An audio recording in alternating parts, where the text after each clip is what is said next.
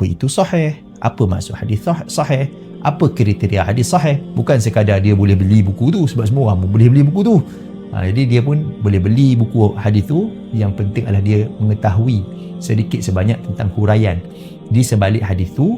Kenapa hadis tu ada dalam kitab tu, kenapa ada hadis yang tidak ada dalam kitab tu, yang dia rasa sepatutnya ada dalam kitab tu, kenapa ada hadis yang ada dalam tu yang dia rasa tak sepatutnya ada dalam kitab tu. Itu sepatutnya orang yang mendalami bidang hadis, dia kena tahu benda tu, supaya dia punya ilmu dia berbezalah dengan pengetahuan orang awam.